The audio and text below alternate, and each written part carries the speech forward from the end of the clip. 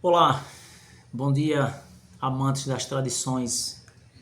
Hoje, dia 30 de outubro de 2025, estou aqui mais uma vez para me comunicar com os senhores, tentar passar um pouquinho da nossa visão sobre o atual contexto sociopolítico brasileiro e os riscos que as nossas tradições correm em decorrência da omissão, da apatia, da falta de comprometimento daqueles que se dizem amantes das tradições. Pessoal, eu quero solicitar a quem tem interesse em ouvir o conteúdo por completo que busque o nosso canal no YouTube, Uma Voz pelo Galismo MF. É o nosso endereço lá no YouTube e o vídeo vai estar na íntegra. Aqui no Instagram ele não pode ter uma duração maior do que 6 ou 7 minutos. Então vamos lá. Eu quero ainda continuar me comunicando com os senhores sobre o Código de Proteção Animal que vários estados da Federação Brasileira vêm implantando. Esse Código de Proteção Animal ele funciona como um memorando, né? E eu trouxe como exemplo São Paulo e Sergipe, para fazer alguns paralelos e vocês observarem que o cumprimento, o desejo é que seja em cadeia, né? Todos os estados. E o estado que cria esse Código de Proteção, ele ainda tem como parâmetro legal, né, um dos artigos do mesmo, é de que todos os municípios daquele estado passe a cumprir, né, criar. Isso já está, senhores, na própria Constituição Federal, no artigo 23, que incumbe, né, é incumbência comum da União dos Estados e dos municípios legislar sobre questão de fauna e flora. Mas, infelizmente, aqueles que se colocam como defensores ou amantes das tradições não têm a mesma estratégia que os ambientalistas de se dedicar, buscar compreender e executar as ações. Eu sempre menciono que aqueles que se dizem amantes das tradições e que às vezes até são amantes, eles vivem sempre na condição de caça, só agem quando são provocados, ou seja, nunca está um passo à frente, muito pelo contrário, está sempre tentando sofrer menos. Então vejamos, em São Paulo, eu mencionei que o Código de Proteção é de 2005, mas se vocês observarem, em 2021 houve uma atualização. E nessa atualização eles trouxeram o artigo 20, onde ele deixa bem claro que é proibido promover luta entre animais da mesma espécie ou espécies diferentes, assim como tourada ou vaquejada.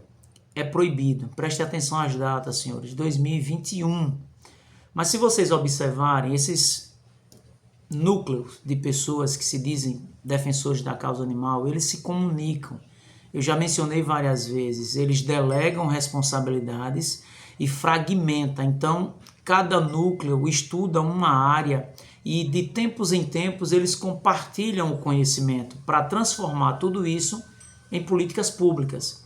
Então, senhores, em 2018, o Conselho Federal de Medicina Veterinária do Brasil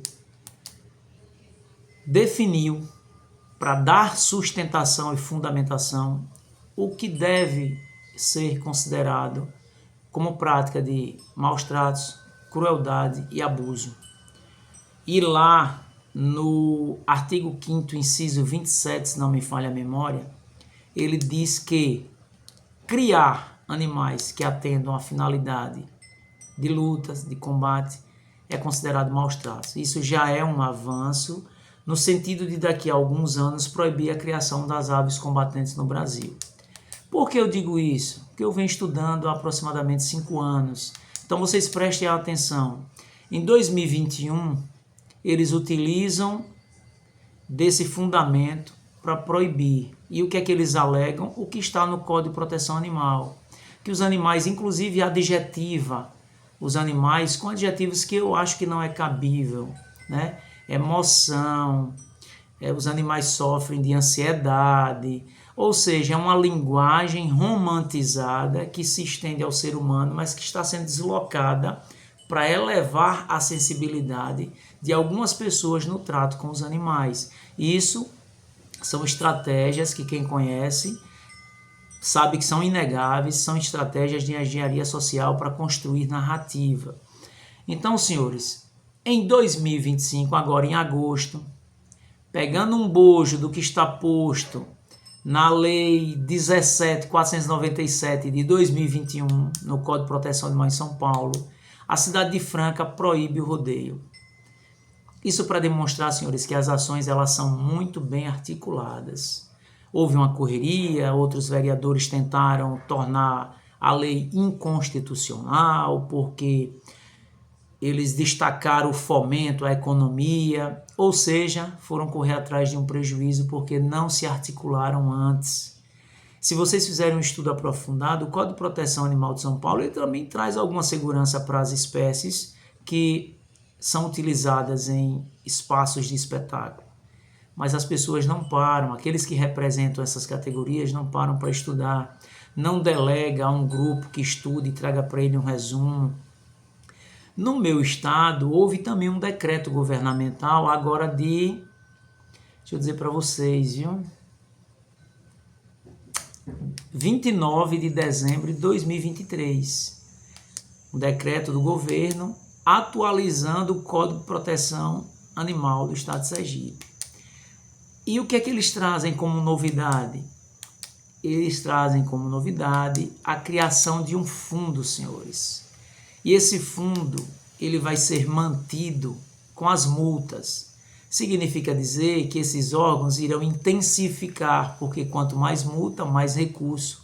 Quanto mais recurso, mais medidas de impedimento a essas manifestações. E aqui eu quero finalizar com uma observação. Tudo isso que eles fazem está dentro da legalidade. É mais uma ferramenta da engenharia social, que é o quê?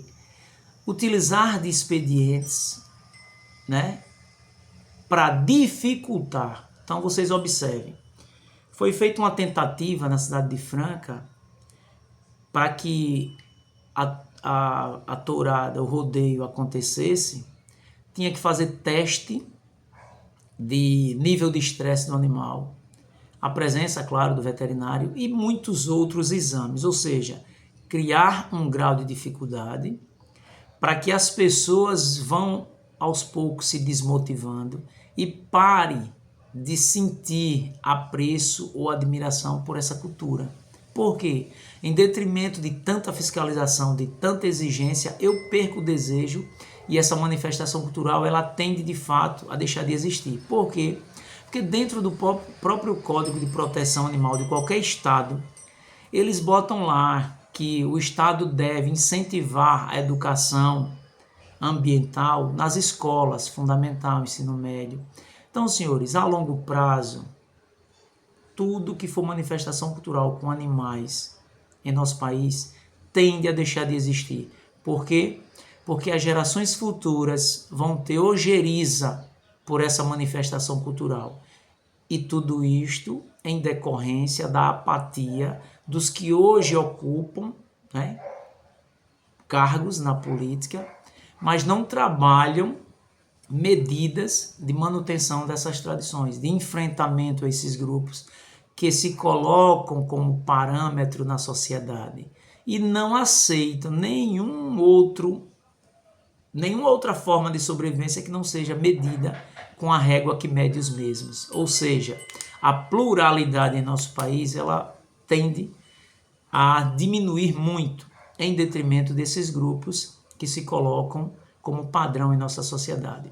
Aqui fica a minha observação. Próxima semana, irei demonstrar para os senhores o quanto esses grupos são organizados e vinculados com ONGs. Eles avançam dentro do universo acadêmico. Não é mais apenas no ensino médio, no ensino fundamental e médio, mas sim nas academias.